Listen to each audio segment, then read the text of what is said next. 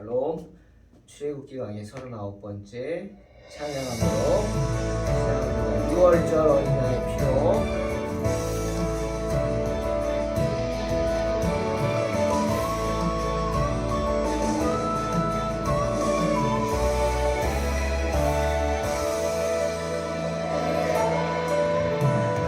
6월절 어린 양의 피로 나의 삶의 문이 열렸네. 저 어둠의 권세는 힘이 없네. 주 보혈의 능력으로 원수가 날 정죄할 때도 난 외롭게 설 수 있네. 난 더 이상 정죄함 없네. 난 주 보혈 아래 있네. 난 주 보혈 아래 있네. 그 피로 내 죄 사했네. 하나님의 긍휼 날 거룩해 하시었네. 난 주 보혈 아래 있네. 난 원수의 어떠한 공격에도 더 이상 넘어지지 않네. 난 주 보혈 아래 있네.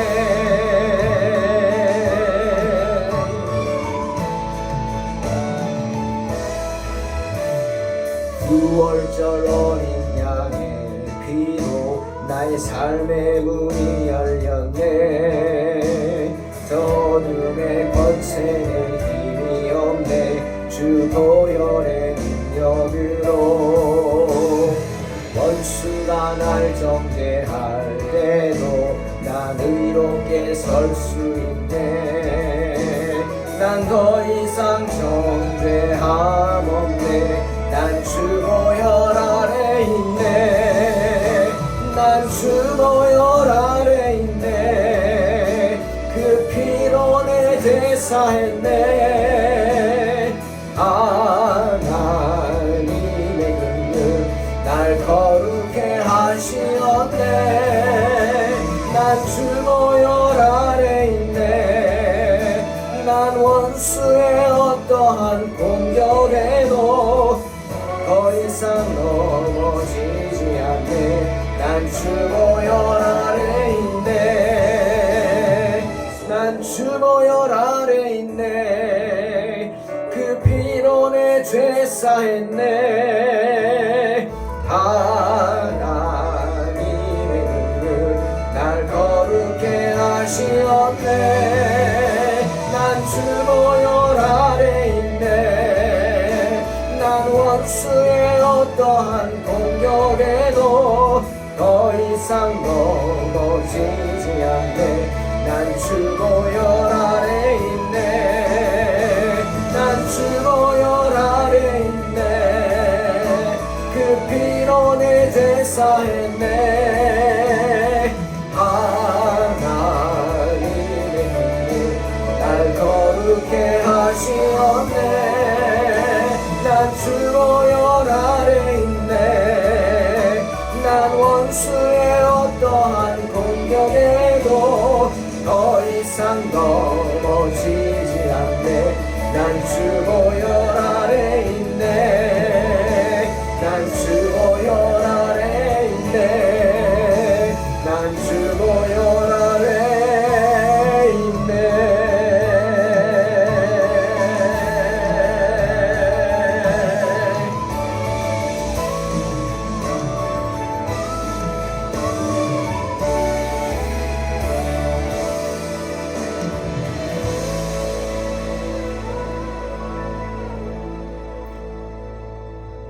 출애굽기 12장 1절로 14절 봉독합니다.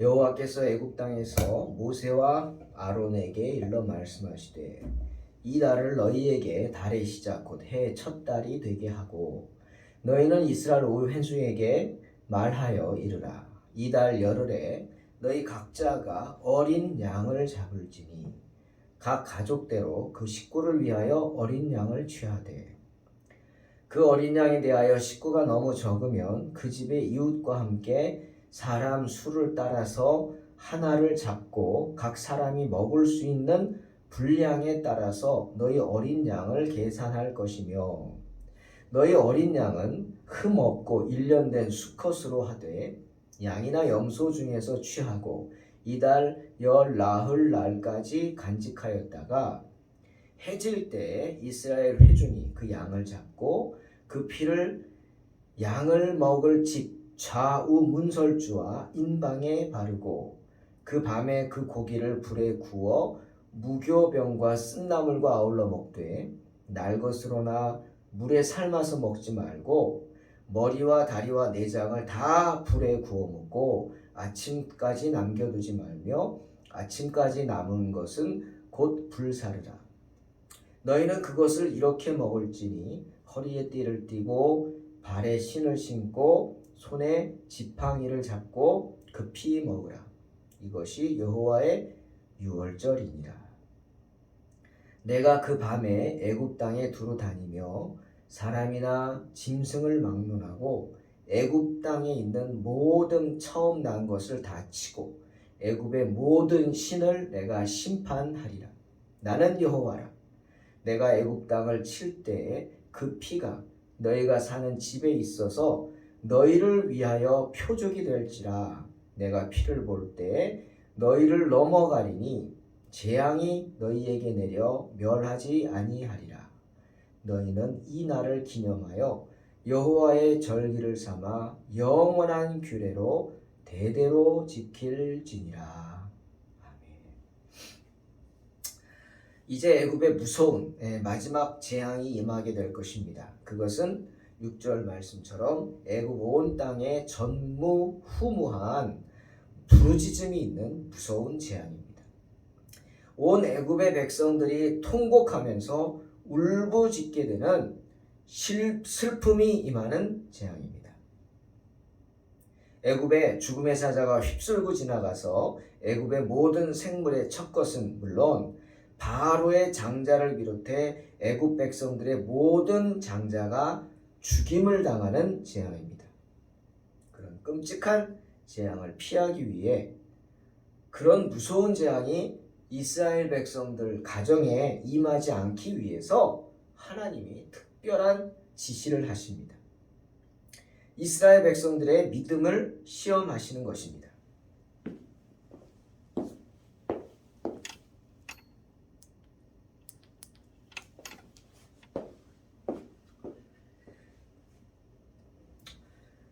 그것은 흠없는 일련된 수컷으로만 어린 양을 잡아서 그 피를 대문에 뿌리라는 지시였습니다.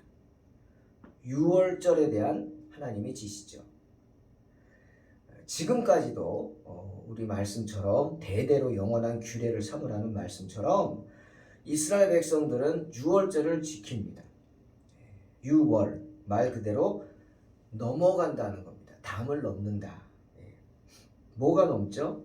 죽음의 사자가 그들의 집 담을 넘어서 그들에게 해를 끼치지 않는다는 절기죠. 그들의 구원의 날을 상징하는 절기입니다. 근데 이게 언제냐면 3월 중순입니다. 그 6월절을 달의 시작, 해의 첫 달이 되게 하라 말씀하신 것처럼 이스라엘 백성들은 지금까지는 9월 중순을 첫 달로 여겼죠. 새해에. 근데 바꿨죠. 3월 중순을 새해의 첫 달로 여길 만큼, 새해 시작으로 여길 만큼 그들은 순종했습니다. 그들의 모든 것이 바로 이 하나님의 유월절, 구원의 시작인 유월절을 중심으로 시작된 것입니다. 하나님과 더불어 이제 날이나 해를 새로 시작하겠다라고 하는 다짐이죠. 여러분, 그렇죠? 우리의 삶이 하나님과 더불어 시작된다는 것은 매우 유익한 일이죠. 우리 성도들은 일요일이란 말, 썬데이란 말 안 합니다. 그죠? 우리는 뭐라 그래요? 주일이라고 고백합니다. 주일. 그리고 일주일의 시작이 월요일이 아니라 언제? 주일입니다. 그런 개념이죠. 유태인들도 6월절이 한 해의 시작이 되는 것입니다. 신앙의 고백이죠. 새해 계산법이 지면에 꽃이 피는 봄부터 시작된다. 바로 부활의 봄을 예표하는 상징이 될 것이고, 동시에 예수 그리스도의 강림이 이때 이루어질 것이다 라는 소망이 되는 것입니다. 솔로몬이 아가서 2장에서 사랑하는 여인에게 10절에서 12절에 이렇게 말하죠. 나의 사랑하는 자가 내게 말하여 이르기를 나의 사랑 내 어여쁜 자야 일어나서 함께 가자. 겨울도 지나고 비도 그쳤고 지면에는 꽃이 피고 새가 노래할 때가 이르렀는데 비둘기의 소리가 우는 땅에 들리는구나. 영혼의 새로운 시작을 노래하는 것입니다. 언제? 3월에. 지금 모세는 애굽에 10가지 재앙을 내리는 10번째 재앙을 내리겠다고 선포하는 한편 이스라엘 백성들에게는 애굽을 떠날 수 있도록 시급히 준비하라고 경고하는 것입니다. 이 경고로 인해서 이스라엘 백성들은 매우 놀랐을 것이고 서둘렀을 것입니다. 하지만 자신들의 것들을 챙기기 앞서서 피나간다 그러면 뭐 중요한 것부터 자기 중요한 귀중품부터 챙기겠죠. 그런데 그러기 앞서서 먼저 뭐부터 하라고요? 하나님께 영광을 돌리는 거룩한 의식에 전적으로 순종하면서 그 예식을 먼저 하라는 겁니다. 그게 뭐예요? 유월절이죠. 유월절을 지키라. 하나님은 이스라엘 백성들이 애굽에서 나가는 전날 밤에 각 가족의 수만큼 어린 양을 취하라 하십니다. 한 사람이 하나씩 취하라는 게 아니라 한 사람이 먹을 수 있는 만큼의 어린 양을 취하는 거예요. 그러니까 가족이 많으면 양을 뭐 한 마리 이상 잡겠지만 적은 가족은 어떻게 해요? 가족이 적다 그러면 이웃과 함께 두세 가족이 함께 양을 잡아서 나누어 먹으라 이런 뜻입니다. 그리고 이스라엘 백성들은 그 양을 그냥 당일에 잡는 게 아니라 미리 4일 전부터 준비해 줘야 됩니다. 어린 양을 선택해가지고 4일 전부터 그 양을 준비해 두었다가 해가 질 무렵에 종교 의식을 행하면서 그냥 막 잡는 게 아니죠. 어떤 의식에 따라 양을 잡아야 했습니다. 이렇게 해야만 이스라엘 백성들이 애굽인들에게 가해진 그 무서운 재앙으로부터 보호를 받을 수 있었죠. 무서운 재앙입니다. 애굽인들에게는 장자의 죽음이. 하지만 하나님 말씀에 순종해서 거룩한 유월절 의식을 행한 이스라엘 백성들에게는 그것이 그들을 해방시켜 주시기 위한 하나님의 선물이죠. 선하신 역사입니다. 이스라엘 백성들은 유월절 의식을 행함으로 그것을 인정하는 거예요. 두려워하는 것만이 아니라 두려워하면서 한편으로는 자신들을 해방시켜 줄 하나님을 생각하고 감사하고 기뻐해야 했다는 것입니다. 그들은 먼저 어린 양을 잡아서 불에 구워서 무교병 및 쓴나물과 함께 먹어야 했습니다. 그것도 급히 먹어야 했고요. 아침이 될 때까지 아무것도 남기지 않아야 했습니다. 이유가 있어요. 왜 이렇게 하느냐? 그것은 일용할 양식이기 때문에. 네. 여러분, 조리하는 게 아닙니다. 우리 한국 사람들은 숙성시키는 걸 좋아하죠. 김치는 오래된 김치가 약이 되지 않습니까? 그건 미리미리 준비하는 거죠. 그런데 이건 그게 아닙니다. 일용할 양식은 만나를 생각해 보세요. 아침에 내린 거 그날 먹는 겁니다. 내일까지 놔둘 수 없다 그랬어요. 왜 이렇게 했느냐? 이것도 마찬가지.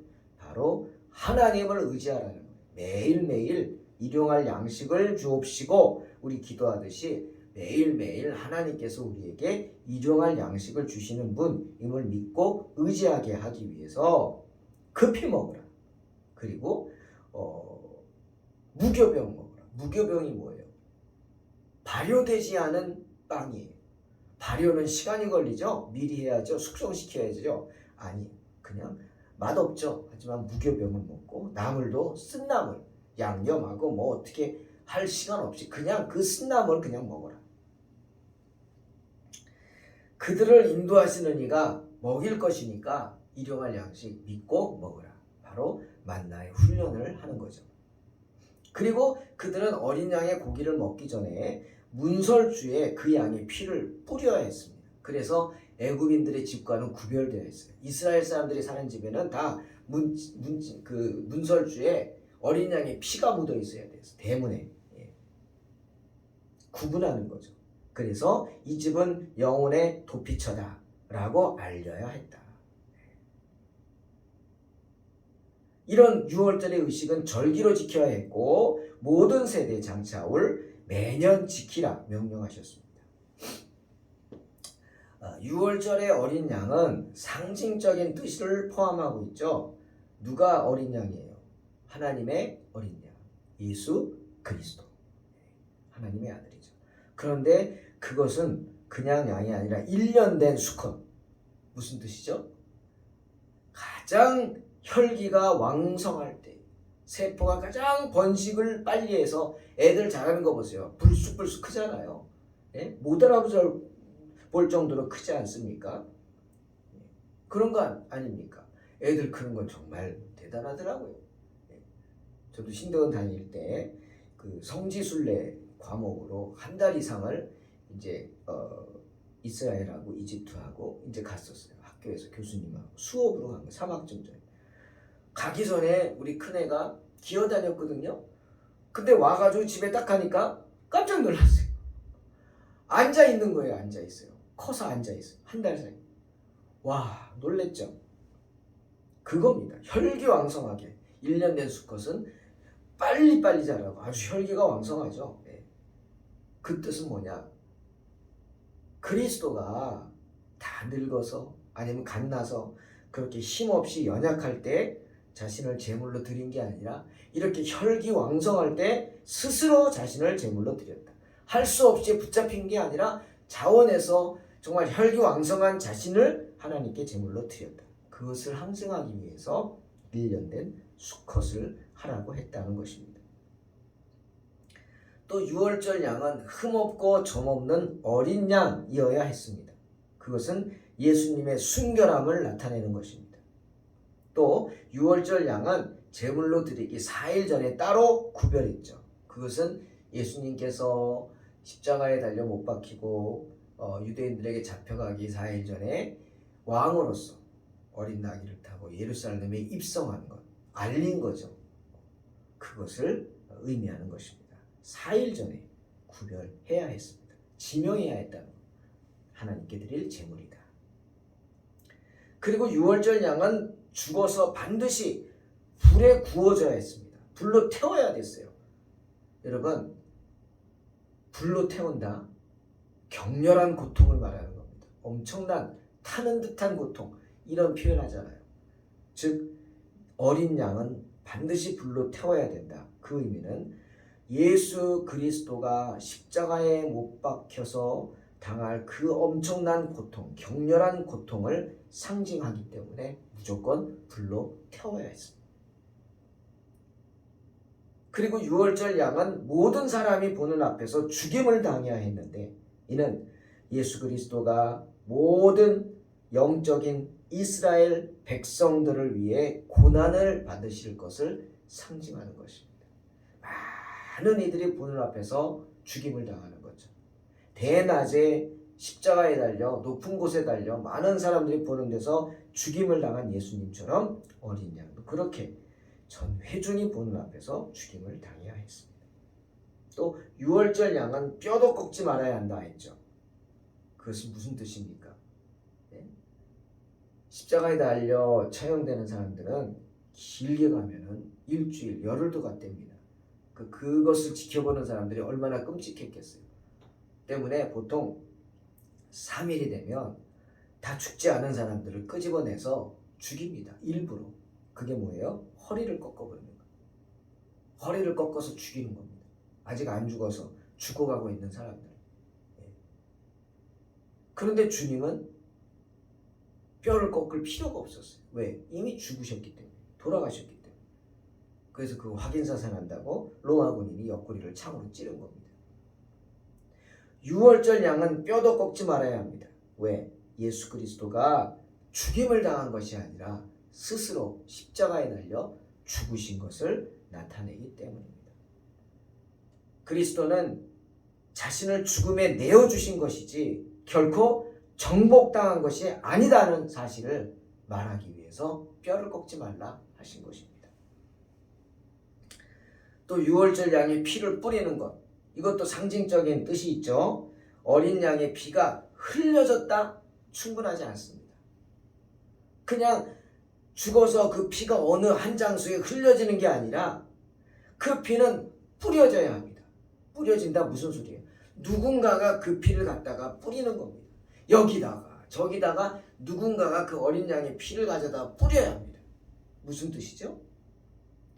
주님의 예수 그리스도의 죽음의 그 공로가 모든 사람들에게 미쳐져야 한다는 거예요. 끼쳐져야 한다는 거예요. 뿌려져야 한다. 때문에 그 피는 반드시 뿌려져야 했습니다. 그 피로 인해서 많은 사람들이 하나님과 화목해지기 때문에 하나님의 어린 양은 그래서 뭐예요? 화목제물인 것입니다. 바울이 말하죠. 로마서 5장 11절. 그뿐 아니라 이제 우리로 화목하게 하신 우리 주 예수 그리스도로 말미암아 하나님 안에서 또한 즐거워하느니라. 그 유월절 양의 피는 그릇에 담겨져서 우슬초 묶음에 적셔져서 뿌려져야 했습니다. 이 우슬초 묶음이 뭐냐? 믿음을 상징하는 거예요. 뿌리는 사람의 믿음. 이 우슬초에 의해 우리는 하나님의 약속들을 우리 자신에게 적용시킬 수 있어야 한다 말합니다. 뭐예요? 그 우슬초에 묻힌 피가 뿌려지면서 우리는 그 하나님의 약속을 되새기는 겁니다. 주님의 헌신을 되새기는 겁니다. 나를 위한 헌신. 그리고 유월절 양의 피는 문설주에 뿌려져야 합니다. 이게 뭐예요? 많은 사람들이 보는 집 대문에 위에 뿌려져야 된다. 고백이죠. 고백. 내가 어린 양의 피를 믿습니다. 고백하는 겁니다. 고백. 이로 인해서 우리가 믿는 가정이 어떻게 해요? 교패를 붙이지 않습니다. 네? 교패를 붙이지 않습니까? 교패가 그 의미입니다. 여기서 나온 거죠. 대문에다 갖다 교패 붙이죠. 뭐예요? 나 예수 믿는 사람이고 나는 이 교회를 섬기는 이 교회 지체입니다. 라고 하는 상징이죠. 사인입니다. 공개적인 신앙 고백. 그 다음에 유월절 양의 피는 문지방에 뿌려져서는 안 됩니다. 왜죠? 밟히면 안 되니까. 혹시라도 그 언약의 피가 헛되이 사람들의 발에 짓밟히는 일이 없도록 하기 위해서 꼭 문지방에 뿌려서는 안 되고 문설주에다가 뿌려야 했다. 사랑하는 성도 여러분, 이처럼 뿌려진 유월절 어린 양의 피는 멸망케 하는 천사로부터 이스라엘 백성들을 보호하는 수단이 되었습니다. 그 피를 바름으로 이스라엘 백성들은 만천하에 자신들의 신앙을 고백했습니다. 주님의 은혜로 그 피가 뿌려진 곳에서는 정말 아무 일도 일어나지 않았습니다. 개 짖는 소리도 나오지 않았다고 성경은 말하죠. 여러분, 여러분의 대문에 교패가 붙어 있나요? 어린 양의 피가 뿌려져 있습니까? 바로 우리의 신앙의 고백입니다. 언제나 여러분의 삶의 모든 곳에 유월절 어린 양의 피가 뿌려지시기를 주의 이름으로 축원합니다. 기도하겠습니다. 하나님 아버지 감사합니다. 어린 양의 피, 우리를 위해 흘려주신 주님의 그 피를 찬양합니다. 우리 또한 그 어린 양의 피를 헛되이 여기지 않게 하시고 우리가 가는 곳마다, 우리가 있는 곳마다, 우리가 행하는 모든 일마다 어린 양의 피가 뿌려져서 하나님의 은혜를 몸으로 느끼고 체험하고 스스로 그 은혜를 행하는 복된 성도들이 되게 하여 주시옵소서. 예수님의 이름으로 기도하옵나이다. 대진연금 아멘. 1등